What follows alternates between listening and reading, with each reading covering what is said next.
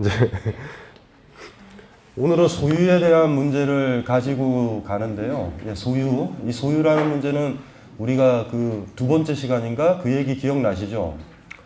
그러니까 국가가 모조리 다 갖는 이제 국유, 왕이 다 가졌던. 그러니까 조선조 시대 때는요 토지를 소유하지 못하고요 왕이 이제 장기 임대해주는 항상 형식이었기 때문에 우리 조용조라는 제도 기억나시죠? 그러니까 이제 빌려준 거죠. 그래서 이제 뭐 특산물도 바치고 막 이렇게 하게 된 거고요. 사유재산은 그닥 이제 오래된 건 아니에요, 사실은. 사유재산 제도는. 그리고 옛날에 이제 그렇게 했었고요. 그래서 이제 소유가 있었고, 크게 말해서는 한 독재자죠. 강력한, 아무 근거도 없는 놈들인데 힘이 센 거죠. 이 깡패가 그 문학과 예술과 아름다움과 질서를 가지면 국가가 돼요.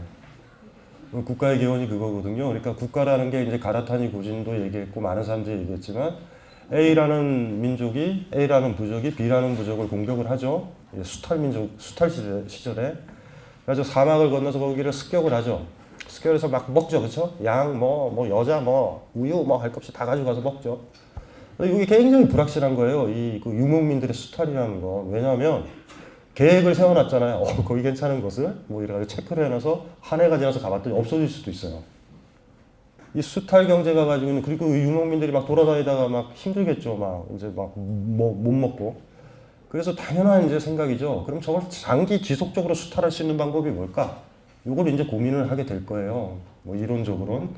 그러면서 이제 A라는 비족이 지배층이 되고 B라는 비족이 이제 피지배층이 되면서 계속 있는 거죠. 이렇게 생각하셔야 돼요. 멧돼지를 사냥해 먹는 거와 멧돼지를 길러서 먹는 거의 차이인데요. 어떤 게 더 확실하죠? 역시 길러서 먹는 거죠. 이거 중국 초기에 이렇게 뼈들이 이제 땅에서 이렇게 발견돼요. 지금 이제 거의 다 발견됐다라고 보여져요. 중국이라는 데가 그 우리 경주랑 좀 비슷하거든요. 경주에서 유물 발견되면 빨리 덮잖아요, 밤에. 빨리 덮어야 돼요, 빨리.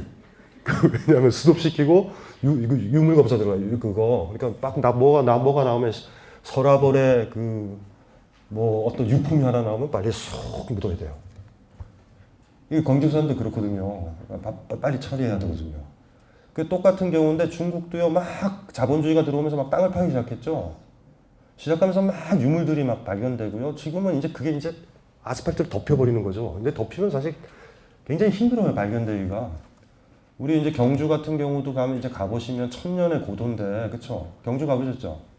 경주 진짜 볼 거 없죠? 포석정 가보셨나요? 거기 심지어 500원을 받아요. 없는데 아무것도 없어. 그냥 달라. 너무 많이 이제 그 개발이 지금 사실 안 돼 있는 곳이에요. 몇 개 유적지가 없어요. 사실 경주라는 곳이.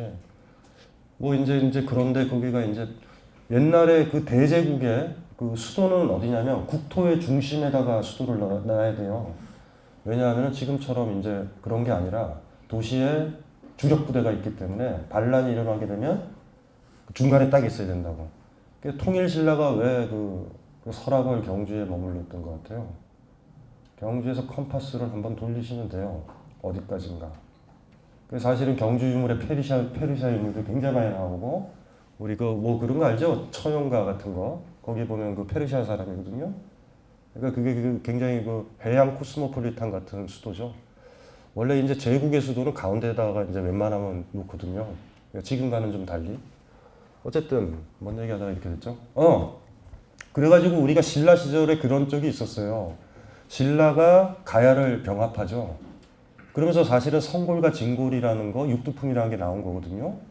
그래서 진골이라는 게 진짜 뼈다귀잖아요. 진짜 뼈다귀, 성골, 만들어진 뼈다귀.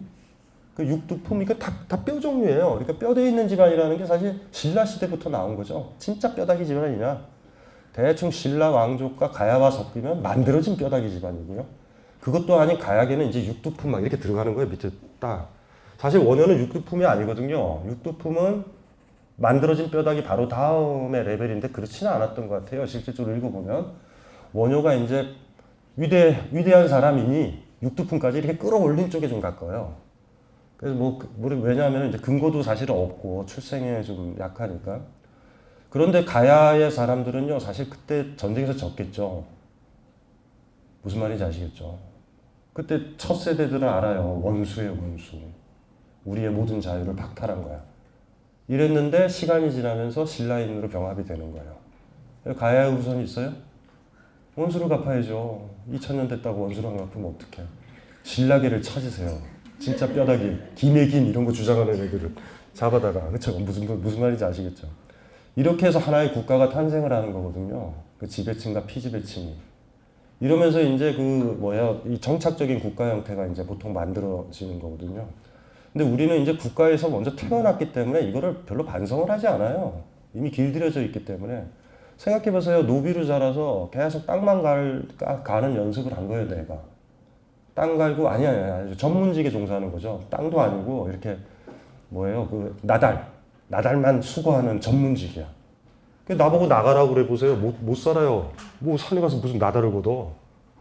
요렇게 되다 보니까 이제 못 나가는 거고요. 이미 나는 이제 시스템 안에 들어서 길들여져 있는 거죠. 이게 우리가 이제 화석적으로 발견되면 인류가 50만 년 정도면 50만 년 동안 우리 두개골로 봤을 때 비슷한 사회였다고 보여지는데 그 국가가 생겼던 거는 그 1만 년도 채 안 된다. 그리고 우리 인류사의 가장 큰 비극 중에 하나는요. 4대 문명이에요. 4대 문명에 거대한 석조 건물이 만들어진다라는 건 노예가 있다라는 거거든요. 피라미드서부터 거대한 문명은. 그때부터 국가가 일순간적으로 출현하죠. 그래서 레비스트로스 같은 사람은 항상 그 얘기하죠. 그러니까 문자가 발견되면서 고대 국가와 억압 체계가 그때 생겼다라고.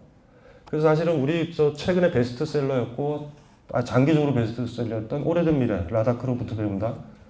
이런 사실은 그 전통들에 대해서 우리가 관심을 갖는 거는 국가에 포획되기 전에 국가 형태가 사실 있어요, 지금도. 그러니까 남태평양 섬 이런 데 있거든요. 근데 지금 이제 그게 사라진 거죠. 계속 이제 조금씩 사라진 거죠. 그래서 어쨌든지 간에 그 국가라는 것이 이제 그런 국위의 개념이죠. 그러니까 그 안에는 뭐가 있는 거냐면 빼앗겼다라는 느낌이 있는 거예요. 절대적인 왕한테. 이해되시죠? 그 원한. 왜냐면 누군가가 다 갖는 건 내가 가질 수 있는 걸 뺏긴 거죠. 물론 내 건 아니다라고 이렇게 믿어버리면 이제 국가체제는 성은이 이렇게 되는 거죠. 그래가지고 그나마 이제 조선조 시대 때나 이럴 때 그나마 자기 토지가 좀 유지되는 건 공신전 같은 거예요. 공신전. 공신이라고 그러면 이제 그 집안이 계속 이제 장기 임대처럼 이제 쓰는 거죠. 이제 그런 식으로. 그래서 국유에 대한 이야기를 했고요. 부르주아 사회가 들어오면서 이제 사유의 문제, 사적으로 소유할 수 있다라는 그게 됐죠. 그건 이제 상업적 정신이죠. 상업.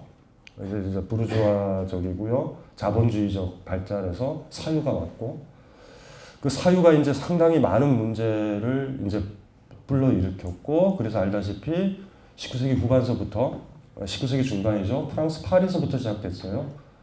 이제 자본주의 대도시가 생기면서 프리에라든가 생시몽 이런 사람들이 이 자본주의가 겉보기엔 더럽게 화려하지만 절대 그렇지가 않다. 이런 이제 자각을 하면서 이제 마르크스까지 이어지고 그 형태로서 사유를 철폐하는 어떤 형태를 만들자라고 이제 볼세비키 혁명이 일어난 게 이제 20세기 초죠. 그러면서 이제 착각을 한 거죠. 공산당의 독재, 공산당의 독점이거든요. 공산당이 다 갖는 거야. 근데 그게 사유재산에 봤을 때는 뭔가 맞는 것 같은데 마르크스나 이런 사람들도 그렇게 생각한 거예요. 공산당이라는 건 프롤레타리아 계층이기 때문에 약자가 가지고 있는 거기 때문에 대다수 민중이 가지고 있는 거기 때문에 왕이 갖는 거와는 다를 거다라고.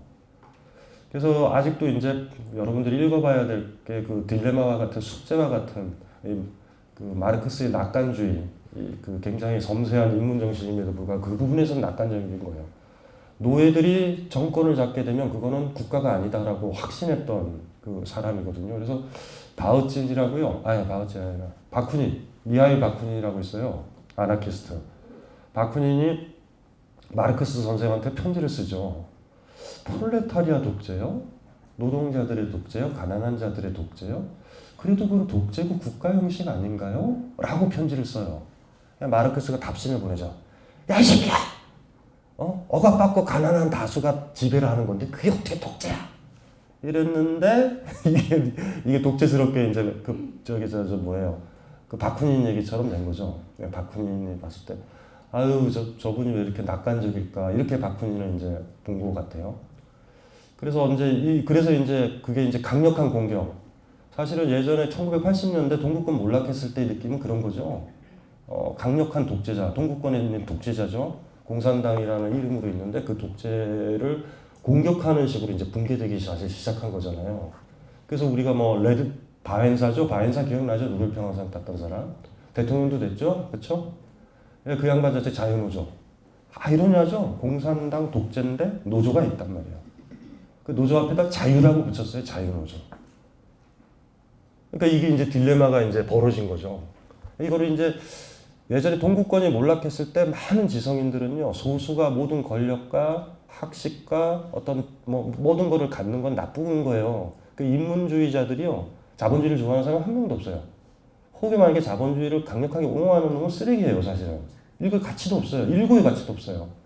그래서 사실 동구권이 몰락했을 때, 아이도 기억난다. 서울대 뭐 중국사학과에 다니는 그 선생님 누구더라? 이성규 선생. 그래서 저한테도 영향을 많이 줬죠. 진나라 제국에 대한 연구로 제가 지금 뭐 제자백과 시리즈 낼 때 그분이 줬던 통찰은 저한테 줬거든요. 전 5권 사놨어요. 그 책은 많이 안 나가기 때문에 절판시켜줄 것 같아서 5권. 계속 읽어봐야 되겠다. 굉장히 좋은, 잘 쓴 논문이거든요. 그분도 이제 어떤 글에서 이제 글을 쓰죠. 안타깝다고. 안타깝다. 평등과 자유에 대한 꿈들이 그냥 이렇게 그냥 접어드는구나. 뭐 이런 얘기. 어쨌든지 간에 지금 와서는 이제 이야기를 알 수 있는 거죠. 사실은 그 공산당 독재, 프롤레타리아 독재라는 형식이 묘한 의미에서 독재였고 결과적으로 국유화였다. 그러니까 예를 들면 그게 왕이 다 갖는 의미의 한 사람이 갖는 의미가 아니라 국가 시스템 자체가 다 갖는 의미. 뭐 이런 의미였었다라는 게 이제 나오고요. 그래서 그때도 얘기했잖아요. 그러면은 이제 개개인이 갖는 것도 아니고 전체 누구 한 명이 갖는 것도 아니고 전체 국가가 다 가져버리는 것도 아닌 그 어떤 거가 어떻게 가능할까 그랬을 때 그때 무소유라는 얘기했죠. 공동체의 원리. 그렇죠? 그러니까 어떻게 너는 무조건 세금을 내, 뭐를 해라는 형식이 아니라 아주 의지적이고 자발적으로 무소유를 선택하는 어떤 하나의 다른 공동체에 대한 있을 수도 있다. 그 이제 여러분들이 꿈꾸고 생각을 해봐야 되고요. 자본주의에 길들여져 있거나 이런 사람들은요, 그 얘기 자체가 나이브하게 들려요. 강한 소유라는 것들을 가지고 있기 때문에. 근데도 만약에 새로운 형태가 나온다면 그런 어떤 모습일 거예요. 그러니까 그건 좀 고민을 해보고요. 제가 너무 이제 그거를 핵심 뼈다귀만 얘기해서 그래요. 근데 제가 이제 고민했었던 그게 많은 정치철학자들이 고민하고 있는 거고, 고민하고 많이 있죠. 그때 소개했지만 뭐 장링 낭시라든가 현존하는 프랑스의 철학자죠. 아무도 안 읽는 책, 무의의 공동체, 조용히 번역돼서 아무도 안 사는 1세가 지금 아직도 그대로 있는 무의의 공동체라는 책도 있고 많아요. 알폰소 링기스의 책도 있고 많죠. 그런 책들. 읽으면 저랑 같은 생각이에요. 이제 그런 게 이제 나올 때 좀 기분은 사실 굉장히 좋아요. 외롭지 않다라는 느낌이 들죠. 어떻게 해서 이건 것 같아라고 고민을 했는데 이제 몇몇 이제 장링 낭시는 프랑스 철학자고요. 알폰소 링기스라는 철학자는 미국권에서 좀 활동하는 영미권에서 활동하는 사람인데 서로 이렇게 책을 읽고서 영향을 받은 건 아니에요. 그러니까 자기의 어떻든 공부 속에서 무의의 공동체, 무소유의 공동체라는 승가 조직이랑 좀 비슷하기도 해요. 사찰에 있는 승가 조직까지 좀 비슷하기도 하고. 어쨌든 그래서 이제 그때 이제 그런 얘기하면서 소유의 문제를 얘기했고요. 오늘은 약간 좀 이제 철학적으로 항상 철학적인 얘기 돼요. 우리는 눈에 보이는 것만을 가질 수 있다. 소유의 제약성들에 대해서 먼저 자각을 하셔야 돼요. 우리는 보이는 것만 가질 수 있어요. 보이는 것만. 그래서 보이는 거를 우린 둘로 나누죠. 동산, 부동산. 재밌죠? 움직이는 재산, 움직이지 아니하는 재산. 이렇게 둘로 나누는데 다 보여야 돼요. 눈을 빼버리면 누가 가지고 있든 몰라요. 소유의 영역이, 소유 양식이 아주 100%다라고 이렇게 생각하시는 사람들은 굉장히 천박한 사유를 하시는 게 시각에 의존되는 기구다라는 거예요. 시각이. 예전에 그래서 자본주의의 문제를 약간 전공법적이지 않지만 감상적으로 이렇게 툭툭 치시면서 뭔가 희망을 줄 것 같지만 희망도 안 주는 시인이 하나 있어요. 정호승 시인. 아주 묘하죠. 이분의 아이디어 타입이 맹인 부부예요. 맹인부부 가수 아세요? 정우성 시인 좋아하시나요? 정우성 시인 싫어하세요? 처음 들어봤어요? 정우성 시인은요 약간 좀 진보적이다. 그러니까 안치향 같은 그 가수들의 노래의 노랫말이 되게 정우성 시인. 근데 이제 묘해요. 이 양반을 만나도. 그래서 사실은 또 원하지 않지만 또 교회도 다니시고 독실하고 또 부인한테 그 실 흘려 지내고 뭐 여러 가지 뭐 별로 좋지는 않아요. 뭐가 텁텁하진 않아요. 그러니까 그래도 정호승 시인이 우리한테 괜찮았었던 게 부르주아적이지만 자기는 소시민적이지만 뭔가 투덜거리는 어떤 진보적이고 인문적 감수성에 딱 부합돼요. 근데 정호승 시인은 뭐 촛불 집회 같은 데 나오시는 분은 아니에요. 그래서 이분이 자본주의를 비판을 하시면서 시들을 보면 맹인부부의 노래라는 맹인부부라는 거. 지금 조금 있으면 이제 길거리에 또 나오시죠. 연말 연시 때만 눈이 머시는 두 분이 나오세요. 그래서 노래를 연주하시고요. 돈을 회수하시고 종점의 기적이라는 거 있잖아요. 종점에서 다시 눈이 뜨여지시고 뭐 어떤 저는 집요해가지고요. 옛날에 쫓아가봤어요. 끝까지 그분이라 진짜. 어쨌든지 간에 이제 기적은 매번 종점에서 막차 시간에 일어나요. 기적적이에요. 눈이 뜨여진다는 건 예수도 그렇게 함부로 못했었던. 어쨌든지 간에 그분들의 그 이야기들 서로를 안 보고요.